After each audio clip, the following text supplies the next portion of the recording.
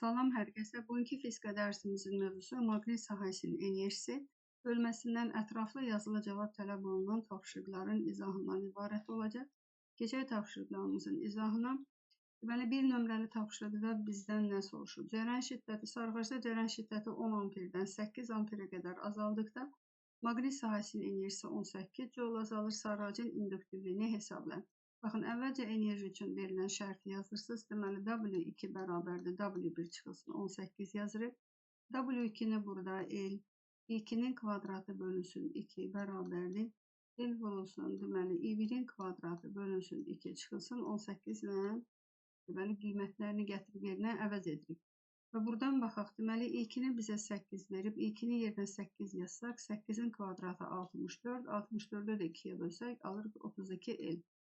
Sonra I1-in yerinə 10 yazsaq, onun kvadratı 100, 100 bölü 2 alırıq neçə? 50 L. Çıxılsın 18. Buradan da 18 bərabərdir. 50-dən 32 çıxsaq qalacaq 18 L və L də bərabərdir 1 Henry. Deməli, induktivliyin qiyməti neçədir? 1 Henry. Keçək 2 nömrəli testimizə, daha doğrusu tapşırığımıza. İnduktivlik verilib burada 2 Henry. Deməli, induktivlik L hərfi ilə işarə olunur. 2 Henry bərabərdir. Sarğacdakı cərəyan şiddətini 3 dəfə artırdıqda I2 bərabərdir 3 I1. Aydındır ki, cərəyan şiddəti 3 dəfə artdıqda bu zaman maqnit sahəsinin enerjisi L kvadratı olduğuna görə 9 dəfə artacaq. Buraya yazaq elə əvvəlcədən 9W1. Bu zaman deməli cərəyanın maqnit sahəsinin enerjisi 8 joule artmışdır. Deməli W2 bərabərdir. W1 üstəgəlini yazırıq 8 joule. Və tələb olunan nədir? Cərəyan şiddətinin başlanğıc qiymətini tap. Deməli I1 bərabərdir suala. Buradan W2-nin yerinə 9W1 yazmaqla, baxın, buraya yazaq 9W1 bərabərdir. W1 üstəgəl 8. Buradan, deməli, W8W1 bərabərdir 8-ə. Buradan da alırıq ki, maqnit sahəsinin enerjisinin başlanğıc qiyməti 1-dir.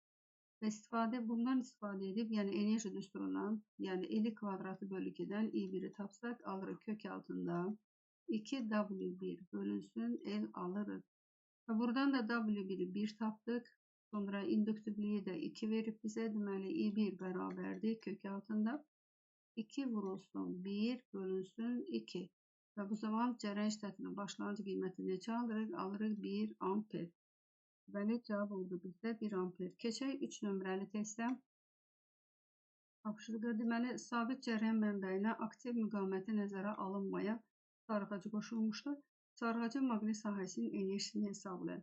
Deməli, induktivlik verilib bizə, amma cərəyan şiddəti yoxdur. Biz şəklə baxan kimi artıq burada qapalı dövr hissəsi üçün Ohm qanunundan istifadə etməklə cərəyan şiddətinin qiymətini tapa bilərik. Yazırıq I bərabərdir epsilon bölünsün R üstəgəl R düsturunu yazırıq. Qiymətləri yerinə qoysaq, EHED-nin qiymətini 8, daxili müqaməti 1, xarici müqaməti də 3 verib, 1 üstəgəl 3 alırıq 4 və cərəyan şiddətinin qiymətini aldıq 2. Ondan sonra enerjini hesablaya bilərsiniz. L kvadratı bölünsün 2 yazar və buradan induktivlik 0,2, cərəyan şiddəti 2-nin kvadratı 4 böldük 2-yə, alırıq 0,4 joule qiymətini aldıq. Keçək 4 nömrəli tapşırığımıza. 4 nömrəli tapşırıq da oxşar tipli testdir. Deməli, burada nə verilib? Baxaq, induktivliyi verib, deməli 0,6 Henry, induktivlik 0,6 Henry'dir. Cərəyan şiddətinin qiyməti 2 amperdir, I bərabərdir 2 amper. Sonra T bərabərdir 0,3 saniyə. Enerjinin maqnit sahəsinin enerjisi 4 dəfə artarsa, deməli W2 bərabərdir 4 vurulsun W1 artarsa, bu müddətdə sarğacda yaranan öz-özünə induksiya Higgs'in qiymətini hesablayır. Öz-özünə induksiya Higgs'in düsturunu yazsa, qiymət deyirsə, deməli burada artıq mənfini yazmayacaqsınız. Delta I bölünsün delta T düsturundan istifadə edəcək. Buradan da L delta ini açacaqsınız. Deməli, I2 çıxılsın I1 bölünsün T-yə. Baxırıq ki, deməli, burada verilən 2 amper cərəyan şiddətinin deməli başlanğıc qiymətidir. Enerji 4 dəfə artıbsa, bu deməkdir ki, cərəyan şiddətinin qiyməti 2 dəfə artıb. Çünki L kvadratı bölü 2. Buraya yazırıq 2 I1. Cərəyan şiddətinin başlanğıc qiyməti də 2 olduğuna görə, yəni I1, onda cərəyan şiddətinin qiyməti olub neçə? 4. Bundan sonra öz-özünə induksiya Higgs'in qiymətini hesablaya bilərik. Baxaq, L-in qiymətini bizə verib 0,6. Sonra I2 çıx I1. Deməli, I2-ni 4 tapmışıq, I1-i də neçə tapmışıq? 2 tapmışıq. 4-dən 2 çıxsaq, burada qalacaq 2. Zamanın da qiymətini verib 0,3. 0,3-dən 0,6 2 x-lar gedəcək. 2 verir. 2-ni də 2-yə vursaq alırıq 4 volt. Deməli, elektrik hərəkət qüvvəsi, yəni öz-özünə induksiya elektrik hərəkət qüvvəsinin qiyməti neçədir? 4 volt. Baxaq 5 nömrəli testdə. Deməli, 5 nömrəli testdə induktivlik verir. Deməli, L verilib 3 milli Henry. Milli 10 üstü -3-dür. Yəni, çeviririk onu Henry, çünki ətraflı sualdır. Aktiv müqavimət dedikdə, deməli, böyük R verib 0,7. Mənbəyin EHQ-sını verilib burada 3,2 volt. Daxil müqavimət verilib isə 0,1. Sarğacın maqnit sahəsinin enerjisi soruşur. Sarğacın maqnit sahəsinin enerjisi dedikdə yazırıq L kvadratı bölünsün 2. Cərəyan şiddəti yoxdur. Baxın, cərəyan şiddətini buradan tapacaqsınız. Yəni, qapalı dövr hissəsi üçün Ohm qanunun düsturundan I bərabərdir epsilon bölünsün R plus R düsturunu yazıb, uyğun qiymətləri yerinə qoymaqla cərəyan şiddətinin qiymətini hesablayaq. Deməli, EHQ verilib bizdə öz-özünə, deməli, mənbəyin EHQ-sı verilib 3,2, R 0,7, kiçik R isə 0,1, onda biz burada alırıq 0,8 və cərəyan şiddətinin qiymətini alırıq neçə? 4. Və gətirib 4-ü burada yerinə yazacaqsınız. Cavab bizdə, baxaq, gəlin yazaq. Deməli, L 3 vurulsun, 10 üstü neçədir? 3 vurulsun, 10 üstü -3-dür. Bax, burada 3 vurulsun, 10 üstü -3. Sonra cərəyan şiddəti aldıq ki, 4-dür. 4-ün kvadratı burada olacaq bizdə 16 bölünsün neçə? 2. 16 ilə 2-ni x-lar aparsaq, 16 ilə 2 burada bizə 8 verəcək. 3 vur 8, 24. Onda alırıq W bərabərdir. 24 vurulsun 10 üstü -3 joule. Yenidən ona ilə milli joule deyə bilərik. Onda alırıq 24 milli joule. Bu da oldu cavabımız. Cavab oldu nə? 24 milli joule. 6 nömrəli testə baxaq. Oxşar tipli testdə elə qiymətlər sadəcə fərqlidir. Burada da maqnit sahəsinin enerjisi soruşulur. Ona görə hər iki testi həll edən zaman deməli iki düsturdan istifadə edirik. Birinci halda verilənlərdən istifadə etməklə cərəyan şiddətini tapacaqsınız, yəni epsilon plus R-dən. Sonra isə enerji üçün də W bərabərdir. L kvadratı bölünsün 2 düsturunu yazıb hesablama aparırsınız. 7 nömrəli testdə isə indi bunun əks variantı, yəni sarğacın maqnit sahəsinin enerjisi verib, indi deyir ki, EHQ-nı tap. Deməli, elektrik hərəkət qüvvəsi epsilon bərabərdir. I vurulsun R üstə gəl R. İndi bu zaman isə enerji düsturundan cərəyan şiddətini tapacaqsınız. Yəni, I bərabərdir kök altında 2W bölünsün L. Cərəyan şiddəti üçün tapdığınız qiyməti, baxın, gətirib burada yerinə yazmaqla EHQ-nın qiymətini hesablaya bilərsiniz. Deməli, induktivliyi bizə verib 7. Daha doğrusu, deməli, 7 nömrəli testə bax. İnduktivlik verilib burada 2-dir. Aktiv müqavimət böyük R, sonra daxili müqavimət kiçik R. Maqnit sahəsinin enerjisini də verib W. Qiymətlərini yerinə yazmaqla hesablama apara bilərsiniz. Keçək 8 nömrəli testə. 8 nömrəli testdə sarğaca maqnit nüfuzluğu 1500 olan ferromaqnit içlik daxil etdikdə maqnit sahəsinin enerjisini hesablayın. Birinci burada baxırıq ki, mənbəyin uclarındakı gərginlik və aktiv müqavimət verib. Bu iki kəmiyyətdən istifadə etməklə biz cərəyan şiddətin qiymətini tapa bilərik. Deməli, U bölünsün R, 10 bölünsün 5 alırıq neçə? 2 amper. Sonra sarğaca içlik daxil etdikdə induktivliyin qiyməti artır. Yəni, L bərabərdir mü vurulsun L0 düsturundan. Yazaq. Deməli, mü-nün qiyməti 1500-dür. 1500. 1500 vurulsun 2. Milli də 10 üstü neçədir? -3. Buradan da L bərabərdir. Deməli, 10 üstü -3-dən 2 sıfırları elə silsək, burada -1 qalacaq. 15 vur 2, 30. O da 0-dan 10 üstü -1-imizdə olduğuna görə alacaqsınız 3 Henry. Sonra isə enerji düsturunu yazmaqla W bərabərdir. L kvadratı bölünsün 2. Buradan deməli, induktivliyi 3 aldıq, bölünsün 2. Cərəyan şiddətin qiymətini 2 almışıq. Kvadrata yüksəlsək olacaq 4. Cavab alacaqsınız 6 joule. Buradan deməli cavabımız neçə oldu? Cavabımız oldu 6 joule. 8 nömrəli testimiz. Sonra deməli, buradan keçək 9 nömrəli testə. 9 nömrəli testdə deməli, ferromaqnit içlik daxil edilir. Sarğacdakı maqnit sahəsinin enerjisi və maqnit selinin dəyişməsi necə olacaq? Maqnit selinin dəyişmə səbəbi nədir? Baxın, sarğaca içlik daxil etdikdə bu zaman induktivliyin qiyməti artır. Dövrədə dəyişməyən nədir? Deməli, U var, R var, cərəyan şiddətinin qiyməti sabit qalacaq. I bərabərdir, buraya yazaq ki, konstant.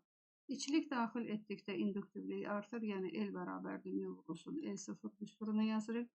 İnduktivlik artdığına görə bu zaman hansı kəmiyyətlər? Yəni, maqneselin qiyməti də artacaq, F bərabərdir, L vurulsun, I-dir. Cərəyan şiddətinin sabit qiymətində maqneseli induktivliklə düz mütənasibdir. Sonra enerji düsturunu yazırıq yenə. L kvadratı bölünsün 2 düsturunu yazırıq. Cərəyan şiddətinin sabit qiymətində yenə enerji induktivliklə düz mütənasibdir. Deməli, hər ikisinin qiyməti nə edəcək? Hər ikisinin qiyməti artacaq. Deməli, qeyd etdik. Sonra keçək 10 nömrəli testimizə. Baxaq 10 nömrəli testə. 10 nömrəli testdə elektrik dövrəsi verilmişdir. Dövrədə sarğaclar, bir də aktiv müqavimət var. Deməli, birinci və üçüncü sarğacdakı maqneseli və maqnes sahəsinin enerjiləri arasında hansı münasibət vardır? İndi birinci baxaq, biz əvvəlcə sarğacdakı enerjilərini müqayisə etmək üçün, maqneselləri və enerjiləri arasında münasibəti müqayisə etmək üçün birinci əvvəlcə baxaq, baxın, burada B-dən gələn cərəyan, ümumiyyətlə A nöqtəsindən gələn cərəyan burada neçə hissəyə ayrılıb? 2 hissəyə ayrılıb. Və həmin hissələrdə bu hissəyə yazaq gəlin I1 cərəyanı, I1, buraya isə yazaq nədir? I2 cərəyanı. Əvvəlcə cərəyanlar arasında münasibəti təyin etdikdən sonra maqnes selini və maqnes sahəsinin enerjilərini müqayisə edə bilərik. Baxaq, indi I1 və I2 cərəyanları bir-birindən nə ilə fərqlənir? Baxaq. Deməli, baxın, R və 2R naqilləri bir-birinə burada paralel birləşdiyinə görə onların U-ları eynidir. Onu yazırıq ki, U1 U2'ye bərabərdir. Buradan Ohm qanunundan da I1 vurulsun R1 bərabərdir. I2 vurulsun, nə yazırsınız? I2 vurulsun R2. I1'ə, deməli, birinci sarğaca qoşulan naqilin müqaviməti R-dir. İkinci sarğaca qoşulan naqilin müqaviməti isə 2R-dir. Müqavimət, deməli, az olan yerdə cərəyan şiddəti böyük olacaq. Onda biz nə alırıq? Deməli, I1 bərabərdir 2 I2'yə. Və buradan da gəlin şərti olaraq qeyd edək ki, deməli, ikinciyə gedən cərəyan şiddətinə I desək, onda birinciyə olan cərəyan şiddəti, yəni birinci naqildə, yəni birinci sarğacdan keçən cərəyan şiddəti olacaq 2I. Sonra həmin cərəyanlar, baxın, bu hissəyə gəlib, olacaq nədir? I3. I3-dəki cərəyan şiddəti bu iki cərəyan şiddətinin cəmindən ibarətdir. Buradan da alırıq ki, deməli, I3 bərabərdir, I1 üstə gəl, I2. O da bərabərdir 3I-yə. Baxın, tapdıq 3I. İndi maqnes selini müqayisə edə bilər. Deməli, birinci və üçüncü sarğacdakı deyir, maqnes sellərini müqayisə elə. Bunun üçün düstur olaraq yazırıq, F bərabərdir, L vurulsun, I düsturunu yazırsınız. Sarğacların induktivlikləri eynidir, onda maqnes seli cərəyan şiddəti ilə düz mütənasibdir. İndi deyir ki, birinci və üçüncü sarğacda tənasüb qurmaqla yaza bilərsiniz. Deməli, F1 bölünsün, F2 bərabərdir. Daha rahat olsun sizə. Deməli, I1 bölünsün. Nə yazacaqsınız? I3. Buradan da baxırıq. Deməli, I1'ə nə yazmışıq? I1'ə yazmışıq 2, I2'yə, I3'ə də yazmışıq 3I. İlər xısar gedəcək və buradan da F2'ni tapsaq, alırıq ki, F2 yox, daha doğrusu F3. Buna gəlin F3 yazaq. F3 yazırıq. Deməli, üçüncü sarğacdakı maqnes seli birinci sarğacdakı maqnes selindən neçə dəfə böyükdür? 1,5 dəfə çoxdur. Sonra isə enerjilərin müqayisəsi gedir. Enerjiləri müqayisə etmək üçün də yenə biz düstur olaraq seçərsiniz.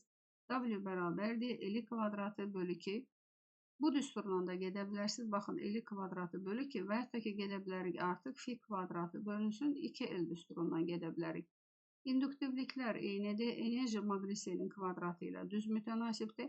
Onda biz alacaq ki, üçüncü sarğacdakı maqnes sahəsinin enerjisi birinci sarğacdakı maqnes sahəsinin enerjisindən 1,15'in kvadratı qədər çox olacaq. Bu da bizə neçə verəcək? 2,25 W1. Və hətta ki, L kvadratı bölü 2 ilə də düsturundan da gedə bilərdik. Onda biz yazardıq W3 bölünsün W1 bərabərdir. Deməli, I3'ün kvadratı, I3'ə 3 almışıq, burada olacaq 9i'nin kvadratı. Digəri isə I1'dəki 2 idi, onda olacaq nədir? 4i'nin kvadratı. Yenə i'lər x'lar getsə, 9 bölünsün 4, alacaqsa 2,25. Sonra baxaq növbəti testdən. Növbəti testdə oxşar tipli testi. İndi burada isə deyir ki, ikinci və üçüncü. Gəlin mən bu şəklin hansı hissəsini siləcəm. Çünki cərəyanlar yenə həmin halını tapacaqsınız. Hissələri silək. Hissəni də silək. Deməli, baxırıq hansı testimizə. Deməli, tapşırığa baxaq. İndi 11 nömrəli tapşırığa. Deməli, ikinci və üçüncü sarğaclardan axan cərəyan şiddətləri, baxın, deyir ki, üçüncü, baxın, burada qeyd edir. Deməli, üçüncü sarğacdakı cərəyan şiddəti I3 və ikinci sarğacdakı cərəyan şiddəti, bura gələn cərəyan şiddətinə də deyək ki, I2. Üçüncü və ikinci sarğacdakı cərəyan şiddətləri və maqnit sahələrinin enerjiləri arasında hansı münasibət doğrudur? Yenə əvvəlki kimi birinci baxırıq. Biz baxın A nöqtəsindən müsbətdən cərəyan gəlib 2 yerə parçalanır. Deməli, biri gedir I1-dən, digəri isə I2-yə. Buradan 2 yerə parçalandı. İndi əvvəlcə biz I2 ilə I1 arasında əlaqəni müəyyənləşdirməliyik. Deməli, birinci sarğaca qoşulan naqilin müqaməti R, ikinci sarğaca qoşulan yenə naqilin müqaməti nədir? 2R. Onlar paralel olduğuna görə, baxın, əvvəlki halda da qeyd etmişik. Deməli, onların U-ları, baxın, U-ları bərabərdir. Baxın, bura qeyd etmişik. Elə əvvəlki uyğundur. U-ları eynidir. Bundan sonra isə biz nəyə müəyyənləşdirməliyik? Deməli, I1, R1, I2, R2, yenə I1 bərabərdir 2, I2-yə. Baxın, deməli, birincidə 1R-dir, ikincidə isə neçə R-dir? 2R-dir. Yenə birincidə sarğacdakı cərəyan şiddəti ikincidən 2 dəfə böyükdür. İkinciyə I desək, birinciyə isə nə demişik? 2 idi. Və ümumi cərəyan şiddətində neçə tapdıq? I3. Yəni, üçüncü sarğacdan keçən cərəyan şiddətinin qiymətini də tapmışıq 3I. Baxın, 3I. Buraya tapdıq neçə? İkinciyə də tapmışıq 1I. İndi deyir ki, cərəyan şiddətlərini müqayisə edir. Onda biz elə buradan alırıq ki, üçüncü sarğacdakı cərəyan şiddəti ikinci sarğacdakı cərəyan şiddətindən neçə dəfə böyükdür? 3 dəfə böyükdür. 3I2. Sonra enerjiləridir müqayisə ilə. Enerji üçün də yenə W bərabərdir. L kvadratı bölünsün 2 düsturunu seçirsiniz. Və buradan da alaq ki, deməli W3 bölünsün W2 bərabərdir. Kəsrin surətinə yazacaqsınız ki, deməli I3-ün kvadratı bölünsün I2-nin kvadratı, o da bərabərdir. Baxın, I3 ilə tapmışıq ki, 3I2. Gətirib burada I3-ün yerinə 3I2 yazsaq, kvadratı da bizə 9 verəcək. Onda biz alırıq. Deməli, üçüncü sarğacdakı maqnit sahəsinin enerjisi, ikinci sarğacdakı maqnit sahəsinin enerjisindən, bir dəqiqə, maqnit sahəsinin enerjisindən 9 dəfə böyükdür. Onda biz alırıq. Nədir? Deməli, cərəyan şiddətini aldıq. I3 bərabərdir 3I2-yə. Enerjini də sizə tapdıq nədir? Enerjini də tapdıq. W3 bərabərdir 9W2-yə. Bundan keçək 12 nömrəli testə. İndi lövhəmizi silək. 12 nömrəli testdə isə nə soruşur? Deməli, birinci sarğacdakı maqnit sahəsinin enerjisi, baxın, buradan cərəyan gəlib. Birinci sarğacdakı maqnit sahəsinin enerjisi 18 millicjouldur. Bunu bura qeyd edək. Deməli, W1 bərabərdir 18 millicjouldur. İndi biz tapmalıyıq ki, burada 18 millijoule L kvadratı nəyə bərabərdir? Əvvəlcə burada əvvəlki kimi yenə cərəyan şiddətini tapmalıyıq. Deməli, birinci sarğacdan gələn cərəyan şiddəti yazaq ki, I1 bərabərdir. Baxın, burada cərəyanın budaqlanması getdi, cərəyan 2 yerə parçalandı. I3 və I2 sarğaclarından cərəyan keçir. Onun görə də deməli I3-dəki cərəyan şiddəti I1 və L3 və L2 sarğacdakı cərəyan şiddətinin orada 1-dir. Silək. Deməli, I1-dəki cərəyan şiddəti L2 sarğacındakı cərəyan şiddəti ilə L3 sarğacındakı cərəyan şiddətinin nəyindən ibarətdir? Cəmindən. Əvvəlcə I1 cərəyanı tapaq. İndi biz baxırıq ki, yenə L3 sarğacına qoşulan naqilin müqaməti R, L2 sarğacına qoşulan naqilin müqaməti 2R olub, onlar paralel birləşir. Paralel birləşəndə gərginliklər eynidir. Ohm qanununa görə də bilirik ki, cərəyan şiddəti müqamətlə tərs mütənasibdir, 1 bölünsün R və biz buradan alırıq ki, üçüncü sarğacdakı cərəyan şiddəti ikinci sarğacdakı cərəyan şiddətindən neçə dəfə çoxdur? 2 dəfə çoxdur. Bunu gətirib burada yerinə yazsaq, onda biz alırıq ki, I1 bərabərdir. I3-ün yerinə də 2I2 yazsaq, burada alacaqsınız 3I2, onu da şərti olaraq deməli 3I2 alırıq. Buradan da gəlin kənarda yazaq. Deməli, I2-dəki cərəyan şiddətinə I desək, Onda i3 sarğacındakı cərəyan şiddəti olacaq. Neçə i? 2i. Buradan da alırıq nədir? 3i. Şimdi buradan nedir? Yazırıq W1 bərabərdir. Baxın W1 bərabərdir. L vurulsun. i1'in kvadratı. Bakın i1'in kvadratı bölünsün 2'dir. i1'i de tapmışıq 3i kvadrat. Buraya yazsak onda 9l. 9l vurulsun i kvadratı bölünsün 2 bərabər də 18'e. Onda biz buradan hansı nəticə gəlirik? Alırıq ki l i kvadratı 9l kvadratı bölünsün 2 bərabər də 18'e. Ve buradan da alırıq ki l i'nin kvadratı bölünsün 2. 18'i de 9'a bölsək buradan alırıq 2 millijoule. Deməli biz əslində nə tapdıq? 1 l kvadratı bölü 2'ye nə deyilib? 2 millijoule. Baxın 1 l kvadratı bölü 2 verib bizə 2 millijoule. İndi isə deyir ki ikinci və baxın ikinci və üçüncü sarğacdakı cərəyan maqnit sahəsinin enerjilərini tap. İndi biz tapaq ikinci sarğacda. İkinci sarğac üçün yazırıq. W bərabərdir L vurulsun. I2'nin kvadratı bölünsün 2 yazırıq. I2'ni de biz ne tapmıştık? I2'ye I demiştik. Bakın I2'ni ne adlandırmıştı? I. Onda burada olacak yine 50 kvadratı, 50 kvadratı bölünsün 2. 1 50 kvadratı bölü 2'ye de ne demişik? 2 millijoule. Ve buradan tapdık ki ikinci sarğacdakı maqnit sahəsinin enerjisi baxın bu hissədə 2 millijoule-dur. İndi biz tapmalıyıq hansını? Üçüncü sarğacda.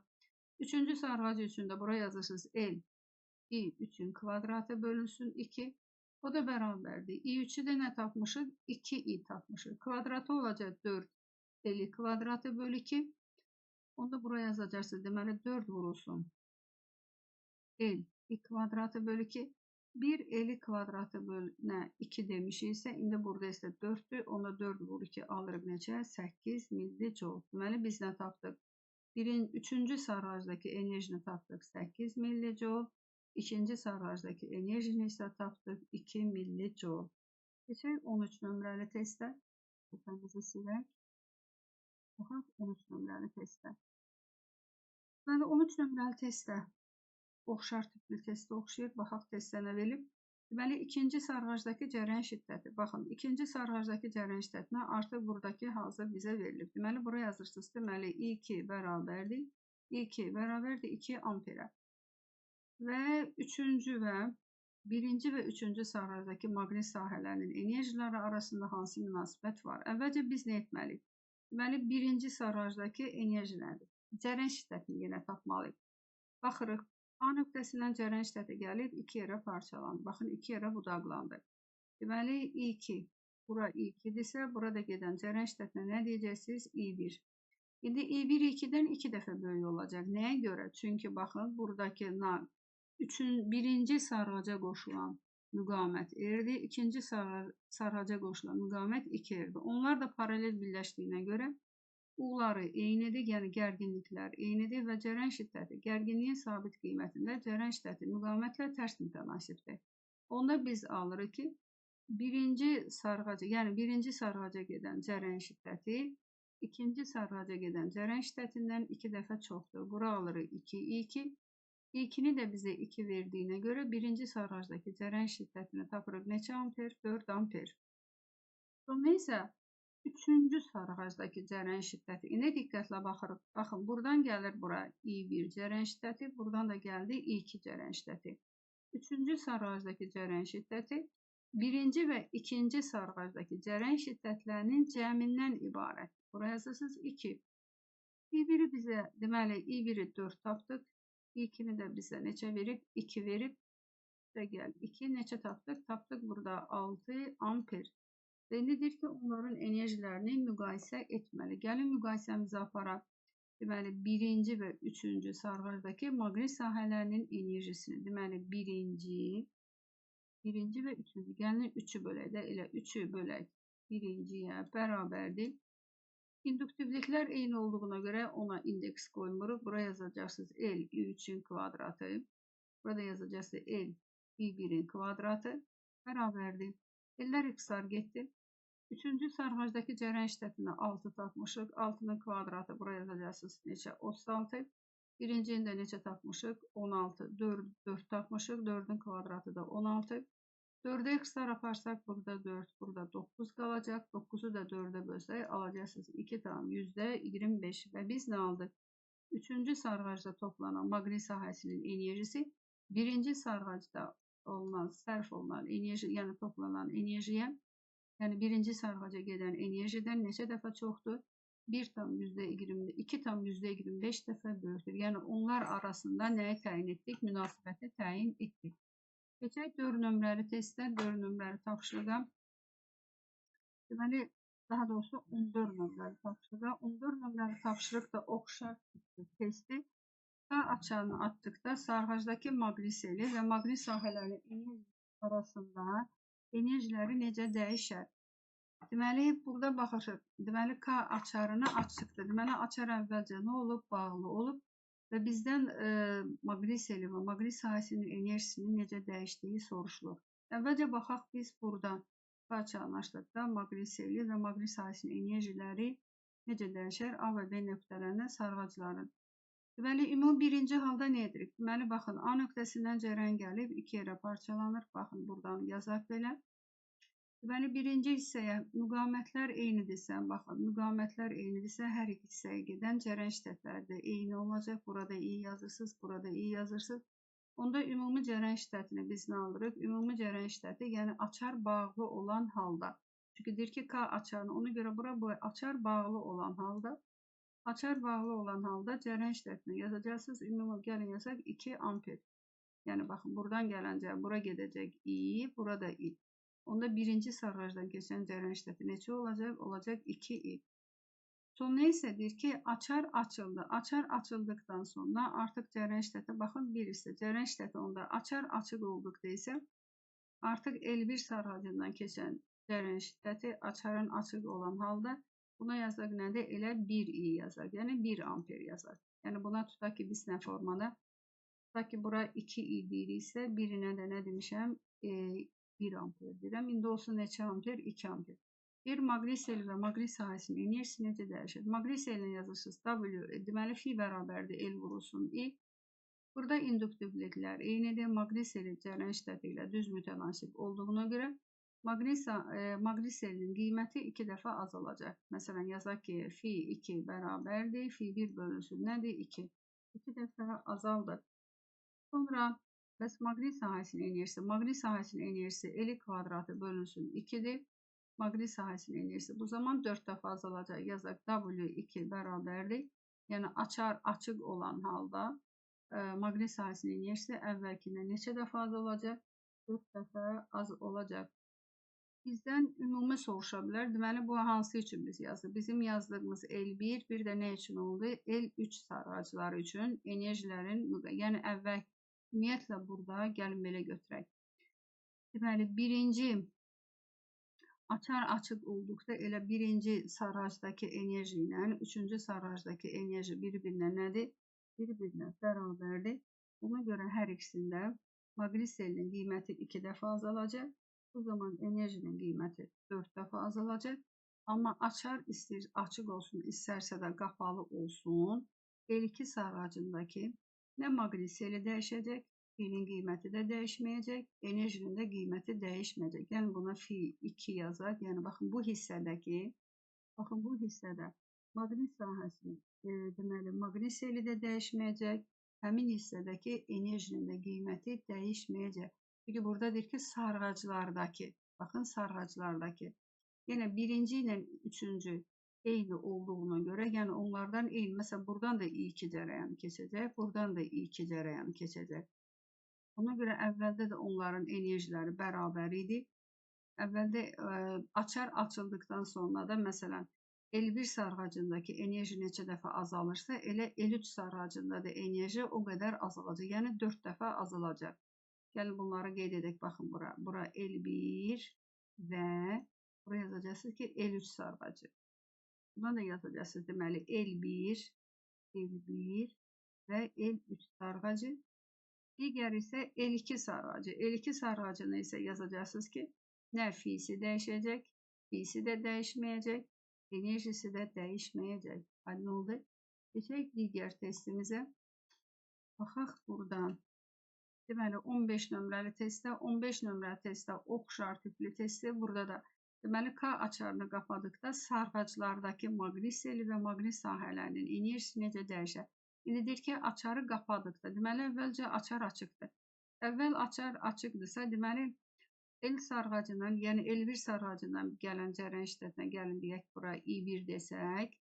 Sonra həmin sarğacdan gələn cərəyan şiddətinə baxın, bura gəlir. Deməli, eyni ilə burada elə yazaq nədir? L2 sarğacındakı cərəyan şiddəti I2 elə I1 ilə eynisidir. Bura şərti olaraq I deyək. Buna da nə adlanırıq? I adlanırıq. Bu isə deməkdir ki, elə L3 sarğacında da, yəni baxın, burada da cərəyan şiddətinin qiyməti elə I-dir. Bunu da yazdıq I. Sonra deyir ki, açar qapandı. Açar qapananda artıq dövrədə müqavimət neçə dəfə? Müqavimət azaldı. Çünki naqillər paralel birləşir. Paralel birləşmədə, məsələn, 2R, paralel birləşmədə müqavimət oldu R. İndi isə açar qapandıqda artıq bu hissəyə də eyni qədər cərəyan gedəcək. Onda I1 sarğacındakı cərəyan şiddəti I yox, onda olacaq I1 iştirik bərabər də olacaq 2I. İndi I1 sarğacında cərəyan şiddəti artanda bu zaman maqnit seli də artacaq, maqnit sahəsinin enerjisi də artacaq. Onda biz alırıq. Deməli, L1 sarğacında, baxın, L1 sarğacında açar qapandıqdan sonra cərəyan şiddətinin qiyməti 2 dəfə artdığına görə, cərəyan şiddətinin qiyməti 2 dəfə artdığına görə, maqnit selinin qiyməti də 2 dəfə artacaq, yəni F-nin qiyməti də burada 2 dəfə artacaq, maqnit sahəsinin enerjisi isə 4 dəfə artacaq. Eyni ilə L3 sarğacında, çünki L3 sarğacıda dövrəyə ümumi qoşulmuşdu. Baxın, eyni ilə L3 sarğacında da elə buraya yazır həm L3, həm də nə yazır? L1. Amma L2 sarğacında isə nə etməyəcək? Dəyişməyəcək. Yəni, buradan açarı açsan da, qapasan da, baxın, bu sarğacda heç bir dəyişiklik nə etməyəcək? Baş verməyəcək. Keçək digər hala 16 nömrəli testdə. 16 nömrəli testdə isə nə verir? Deməli, L1 sarğacındakı maqnit sahəsinin enerjisi 8 milli-jouldur. Baxın, L1 sarğacındakı maqnit sahəsinin enerjisi 8 milli-jouldur. L2 və L3 sarğacındakı maqnit sahələrinin enerjilərini hesablayın. Eyni ilə, əgər L1 sarğacında buradan cərəyan şiddətini tapaq yenə, deməli, L1 sarğacından gələn cərəyan şiddətini gəlin adlandıraq I1. Həmin cərəyan şiddəti gəlib burada neçə yerə parçalanır. Deməli, yuxarı geçsin. Baxın, buraya yazaq bir I yazaq. Deməli, bunu adlandıraq bir I2 iştirik kimi deyək. Buna da I2 deyək. Burada deyək I2. Baxın, buraya yazaq I2. Deməli, I1-dəki cərəyan şiddəti, baxın, I1 sarğacındakı cərəyan şiddəti I2 iştiriklə, yəni I2 iştiriklə və gəl, baxın, L2 sarğacındakı cərəyan şiddəti nəyindən ibarətdir? Cəmindən ibarətdir. L2 sarğacındakı cərəyan şiddətini şərti olaraq I adlandırırıq. Baxın, müqavimətlər 2R, 2R paralel birləşdiyinə görə U-ları eynidir. R-lər də eyni olduğuna görə elə cərəyan şiddətləri də bərabər olacaq. Onda I2 iştirikə də burada şərti olaraq I adlandırırıq. Onda biz alırıq ki, birinci sarğacdakı cərəyan şiddəti neçə I oldu? Oldu 2I. Və enerjisi neçədir? 8 milli-jouldur. Buradan yazaq W1 bərabərdir, yazaq L, deməli, I1-in kvadratı bölünsün 2, I1-i də biz 2 tapmışıq, onda olacaq 4, I-nin kvadratı bölünsün 2, o da bərabər neçə verib bizə? 8 verib. Buradan gəlin yazaq, deməli 4, L, I kvadratı bölünsün 2, W1-i bizə 8 verib, bura 8 yazsaq, və buradan L kvadratı bölü 2-ni tapaq, yəni 1 L kvadratı bölünsün 2, nəyə bərabər? 1 L kvadratı bölünsün 2 bərabər olur. 2 milli, 8-i bölürük 4-ə, alırıq burada neçə? Burada alırıq 2 milli-joule. Buraya yazaq 2 milli-joule. Bunu tapdıq. İndi isə bizə lazımdır tapmaq hansı? L2 sarğacındakı maqnit sahəsinin enerjisi. L2 sarğacındakı maqnit sahəsinin enerjisini tapmaq üçün yazırıq W2 bərabərdir. L kvadratı bölünsün. Nə yazırıq? 2. Çünki I2-yə nə demişdik? I demişdik. Onda bir dənə L kvadratı bölü 2 ilə 2 tapmışıqsa, ikinci sarğacda da maqnit sahəsinin enerjisi olacaq elə 2 milli-joule. Bəs üçüncü sarğacdakı enerji necə olacaq? İndi diqqətlə baxsaq. Baxın, buradan gələn cərəyan şiddəti I, buradan da gələn cərəyan şiddəti I desə, bura gələn cərəyan şiddəti neçə olacaq? 2I. Və biz tapırıq ki, Üçüncü sarğaca gələn cərəyan şiddəti elə birinci sarğaca gələn cərəyan şiddətinə bərabərdirsə, bu isə o deməkdir ki, birinci sarğacdakı elə enerji üçüncü sarğacdakı maqnit sahəsinin enerjisinə bərabərdir. Elə onun da qiyməti olacaq neçə? Olacaq 8 millijoule. Deməli, cavabımız oldu. İkincini tapdıq 2 millijoule. Üçüncü də elə dedik ki, üçüncü sarğacdakı maqnit sahəsinin enerjisi elə birinci sarğacdakı maqnit sahəsinin enerjisinə bərabərdir. Onun da qiyməti elə neçədir? 8 millijoule-dur. Baxaq 17 nömrəli testdə nəhayət sonuncu testimizdir. Biraz diqqətli olmaq lazımdır ki, yanlışlıq olmasın. Deməli, K açarı qapalı olduqda deyir ki, L1 sarğacındakı maqnit sahəsinin enerjisi, baxın burada açar qapalı olduqda L1 sarğacındakı maqnit sahəsinin enerjisi gəlin yazaq. Deməli, W1 bərabərdir 8 millijoule. Buradan da yazacaqsınız ki, L I1'in kvadratı, baxın L I1'in kvadratı bölünsün 2. İndi biz buradan I1'i tapmalıyıq. I1'i nə cür tapacaqsınız? Baxın, buradan gələn cərəyan yenə 2 yerə budaqlanır. Baxın, 2 yerə budaqlanır. Buraya yazaq. Deməli, I1 bərabərdir. Baxın, bu yuxarı hissəyə gedən cərəyan şiddəti ilə və L2-yə gedən cərəyan şiddəti. Yuxarıya gedən cərəyan şiddətini gəlin şərti olaraq I2 ştrik adlandıraq. Buradakı cərəyan şiddətinə də nə deyək? I2 deyək. Onda I1-dəki, yəni birinci sarğacdakı cərəyan şiddəti, baxın, birinci sarğacdakı cərəyan şiddəti, ikinci sarğacdakı cərəyan şiddəti ilə deməli, açar bağlı olan hissəyə gedən cərəyan şiddətinin cəmindən ibarətdir. Ona da 2 ştrik adlandırmışam mən. Bax, deməli, naqillər də burada, baxın, paralel birləşdiyinə görə onların gərginlikləri eynidir. Cərəyan şiddəti də müqavimətlə tərs mütənasibdir. Deməli, müqavimətlər də eyni olduğuna görə, deməli, hər bir naqilə gedən elə cərəyan şiddətləri də eyni olacaq. Ona görə də I2-yə biz I desək, elə I2 ştrik də I olacaq. Onda biz alırıq ki, birinci sarğacdakı cərəyan şiddəti, baxın, bura I deyək, buna da I adlandırsaq, alırıq neçə I? Aldıq 2 I. Və gətirib burada I1-in yerinə qoysaq 2 I-ni, deməli, tapaq 8 bərabərdir 4 I kvadratı bölünsün 2. Buradan da alırıq ki, L kvadratı, baxın, L kvadratı bölünsün 2 bərabər olacaq neçə? 2 millijoule. Yəni biz indi 1 L kvadratı bölü 2 bərabərdir 2 millijoule. İndi bizdən isə nə tələb olunur? Deyir ki, K açarını açdıqda. K açarını açdıqda L1 və, baxın, L1 və L2, L3 sarğacındakı maqnit sahələrinin enerjiləri nəyə bərabər olar? Deməli, açar qapanarsa, baxın, açar açılarsa artıq bu hissəyə cərəyan getməyəcək. Baxın, bu hissəyə cərəyan getməyəcək. İndi biz gəlin tapaq L2-dəki. Açar qapananda axı buradan gələn cərəyan şiddəti, baxın, belə gəlib, bu naqildən keçəcək. Bu deməkdir ki, L2-dəki cərəyan şiddəti, məsələn, I1-dəki açar bağlı olanda birinci sarğacdakı cərəyan şiddəti 2 idi.